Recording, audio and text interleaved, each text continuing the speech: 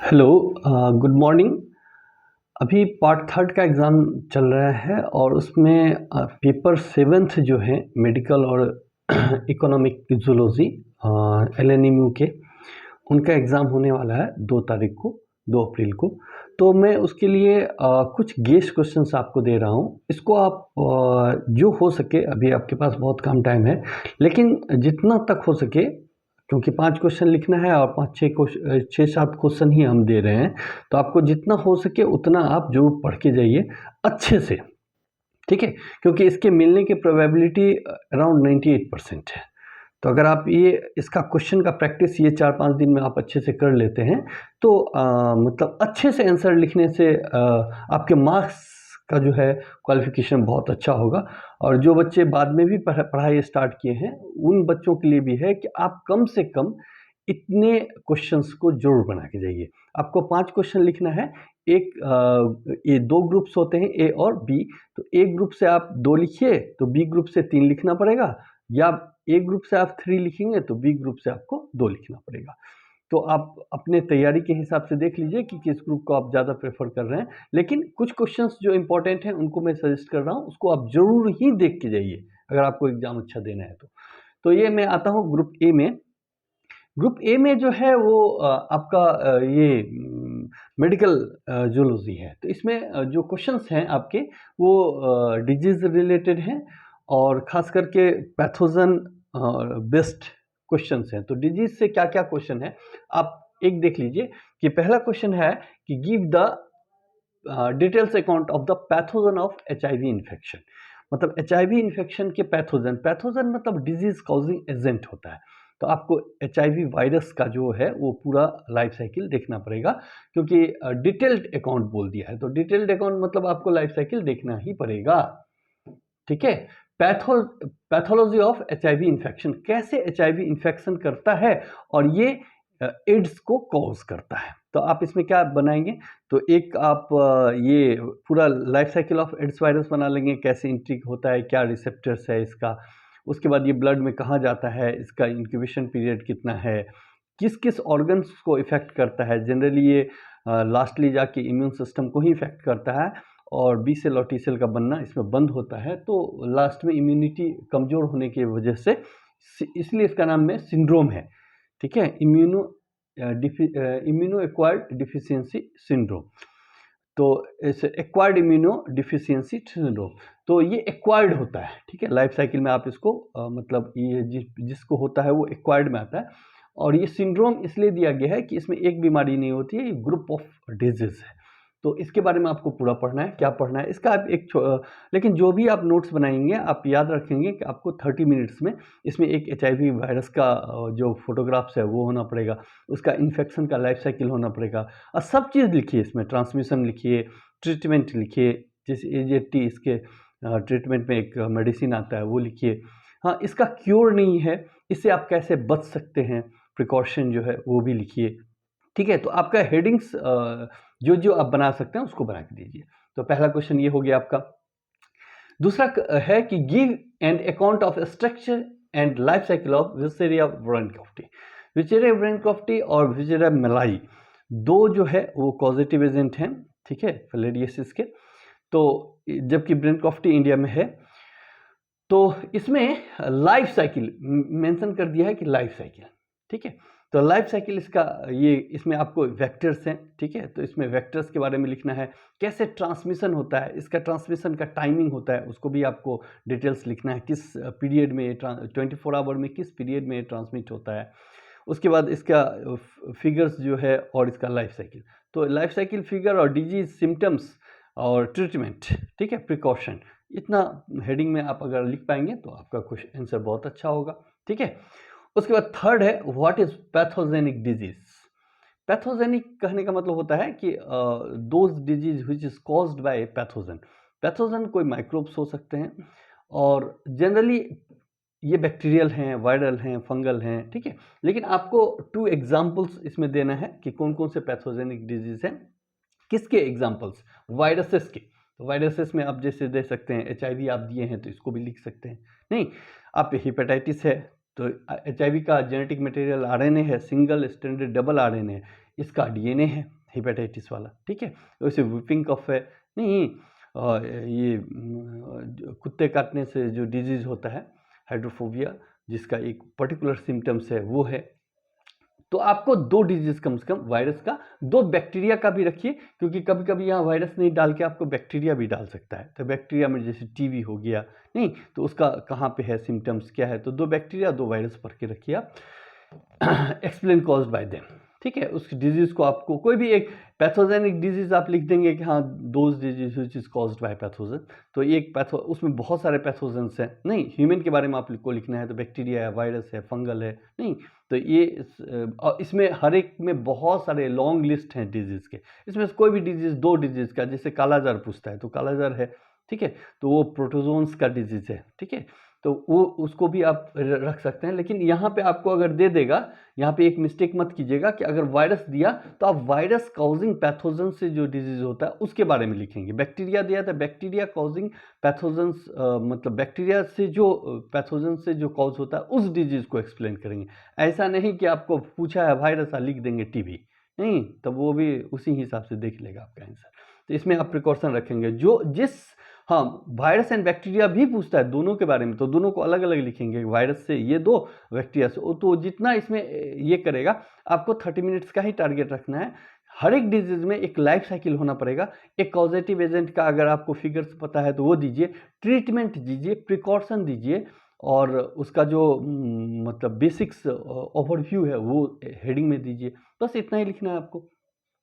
उसके बाद एक ये भी है कि व्हाट इज पैथोजन। तो गौर कीजिए, ये क्वेश्चन अगर वायरस से पूछ लिया तो ये वायरस से भी ये क्वेश्चन है तो आपको इजी पड़ेगा, हड़बड़ाइएगा मत कि छूट जाएगा। हाँ यहाँ पे एड्स लिखे, अगर यहाँ वायरस पूछ दिया तो यहाँ पे भी आप एड्स लगा लीजिए, HIV वायरस हो जाएगा, ठीक है, क्योंकि दोनों करीब करीब एक ही क्वेश्चन टाइप का आ जाता है। एक और आपको जोड़ना है, ठीक है। हाँ अब पूछा वायरसेस का दीजिए पैथोजेनिक डिजीज, तो ये ह्यूमन्स के बारे में, क्योंकि ये ह्यूमन था, आप TMV टोबैको मोज़ेक वायरस के बारे में मत लिखिए। क्वेश्चन को समझिए कि क्या पूछा गया, उसी के हिसाब से आपको आंसर करना है। क्लियर है, ठीक है।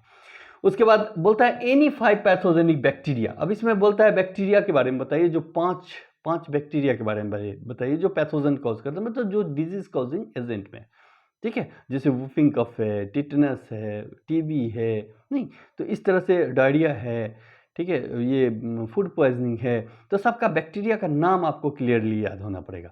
तो बोलेंगे इसके बारे में और क्या लिखेंगे, तो इसमें मतलब कॉजेटिव एजेंट हो गया आपका। उसके बाद डिजीज़ क्या कॉज करता है, किस ऑर्गन को इफेक्ट करता है, और क्या सिम्टम्स है, क्या ट्रीटमेंट है, और क्या प्रिकॉशन है, ठीक है। इस 5 पॉइंट को आप क्लियर करते जाएंगे तो आपका आंसर हो जाएगा, ठीक है। फिगर्स को यूज करेंगे, ठीक है। बैक्टीरिया जैसे फूड पॉइजनिंग बैक्टीरिया है तो बैक्टीरिया के बारे में आप कुछ लिख सकते हैं कि किस टाइप का बैक्टीरिया है, बेसिलस है, स्ट्रेप्टोकोकस है, नहीं इस टाइप के बैक्टीरिया के बारे में इन्फॉर्मेशन आप जोड़ सकते हैं, ठीक है। फिगर्स ज़्यादा से ज़्यादा आप बनाएंगे हर एक चीज़ के बारे में तो बेटर होगा आपका आंसर, ठीक है। उसके बाद बोलता है इसमें देखिए बैक्टीरिया के बारे में बोला और वायरसेस के बारे में भी बोला, तो दोनों के 5 डिजीज आपको देने पड़ेंगे। उसके बाद होता है explain the disease caused by them. कौन कौन सा डिजीज, तो बेसिक डिजीज का, डिजीज जब भी कॉज्ड बाय देम बोलेगा तो डिजीज का सिम्टम्स होता है, जैसे कोरोना है वो भी वायरस का है, नहीं तो आपको सिम्टम्स देना पड़ेगा कि नहीं इसमें ये होता है नोजिया टाइप का होता है, लंग्स इन्फेक्शन होता है, स्नीजिंग होता है, तो ये सब आप इसका कैरेक्टर ऑफ द डिजीज में डाल सकते हैं, ठीक है। उसके बाद measure and control, measures of control, आप कैसे इसको कंट्रोल करते हैं। जैसे कोरोना को कंट्रोल करने के लिए हमने लोगों ने डिस्टेंस मेंटेन किया, उसके बाद मास्क लगाया, सैनिटाइजेशन किया, वैक्सीनेशन किया, नहीं सो ये सब मीजर्स हैं। तो आप किसी भी डिजीज़ को इस टाइप के मीजर्स को लिखिए, प्रिकॉशन जिसको बोलते हैं कि हम कैसे इससे बच सकते हैं, हो गया तो कैसे इससे, क्या मेडिसिन है इसका, कैसे हम बच सकते हैं, उसके बारे में भी आप लिख सकते हैं। तो इस सारे क्वेश्चंस में कोई कहेंगे कि हाँ ऐसा ही आंसर होगा, ऐसा नहीं है। आप अपने आंसर को बहुत खूबसूरत बना सकते हैं फिगर्स डाल के, ये डाल के, और डायरेक्ट कोई पासपोर्ट का आंसर मत लिखिए। आप बोलता है आपके क्वेश्चन के ऊपर में लिखा होता है कि answer in your own words, तो आप अपने लैंग्वेज में इसको आप प्रेजेंट कीजिए, नहीं उसका वैल्यूज़ है। तो ये 4 क्वेश्चन में आपको मैं बता दूं कि ये चारों को, मतलब आपको 3 कोई भी पढ़ना चाहते हैं तो आप पढ़ लीजिए, ठीक है।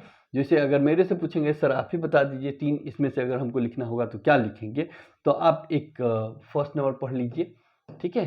आप एक सेकेंड नंबर पढ़ लीजिए और एक आप थर्ड नंबर पढ़ लीजिए, ठीक है।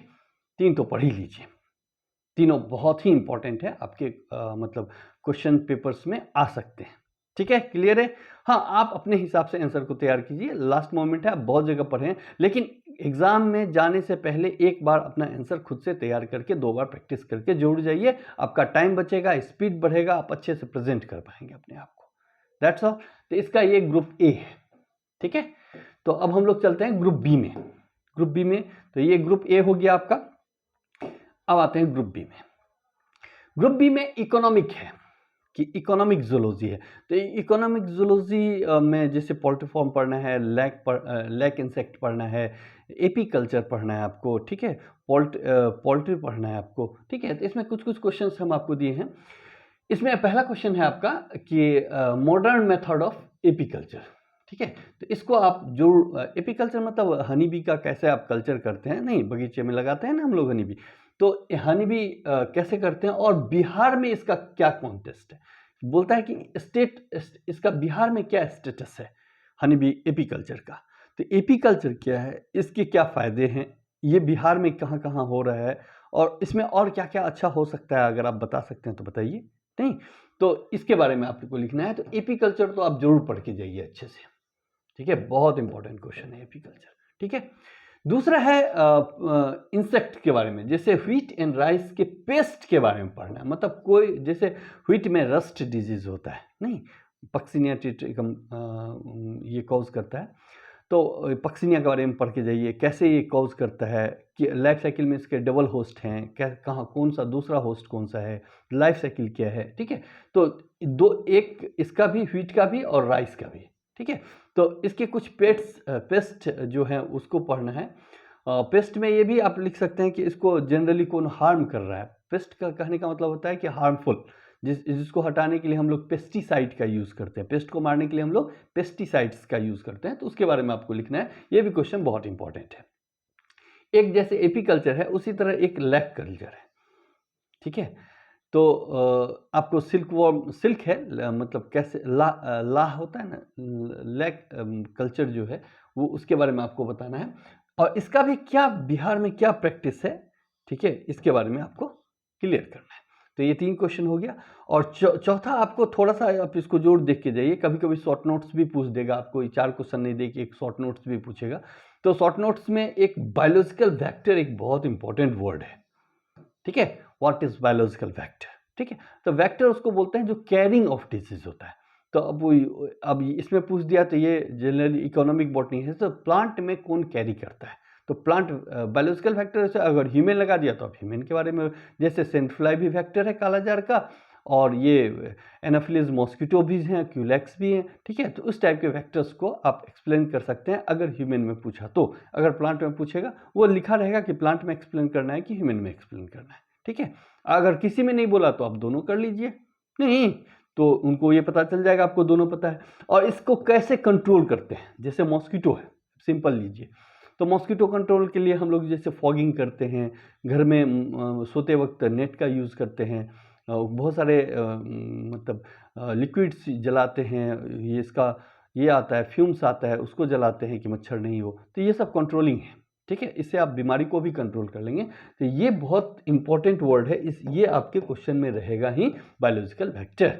तो इसमें भी आप 3 पढ़ना होगा, तो ये बायोलॉजिकल वेक्टर तो जरूर पढ़ के जाइए, 2-4 बना लीजिए अपनी कॉपी में, 2-4 वेक्टर, 2 प्लांट का 2 एनिमल का, उसको लिख लीजिए उसके बारे में कुछ कुछ, ठीक है। वेक्टर्स के बारे में आपको यही लिखना पड़ेगा कि ये वेक्टर्स है, कौन डिजीज कॉज करता है, कौन प्राइमरी होस्ट है, कौन सेकेंडरी होस्ट है, किससे कैरी करता है, कब कैरी करता है, ये सब डिटेल्स आपके वेक्टर्स में होना चाहिए, ठीक है। तो इसमें भी 3 क्वेश्चन, अगर इसमें से आपको 2 ही अगर पढ़ना है, सब बोलेंगे सर हम 2 ही पढ़ना चाहते हैं इसमें, तो एक तो बायोलॉजिकल फैक्टर्स आप जरूर दिमाग में रखिए, लेकिन 2 क्वेश्चंस जो हैं आप एपीकल्चर जरूर ध्यान रखिए, ये आपका एपीकल्चर बहुत इंपॉर्टेंट क्वेश्चन है एपीकल्चर का, और ये पेस्ट ऑफ ये, इसको भी आप अच्छे से देखिए। तो 3 क्वेश्चन उधर बताया आपको, 2 क्वेश्चन, लेकिन इस वर्ड्स को आप पढ़ के जाइए, ये रहेगा ही रहेगा, हम आपको बता देता है, ठीक है। शॉर्ट टाइप पूछे, लॉन्ग टाइप पूछे, ये वर्ड्स आपको मिलेगा ही मिलेगा, बायोलॉजिकल वेक्टर, ठीक है। तो यही 2 ग्रुप्स हैं आपके, ए और बी, इसको आई होप अच्छे से आप पढ़ के जाएंगे।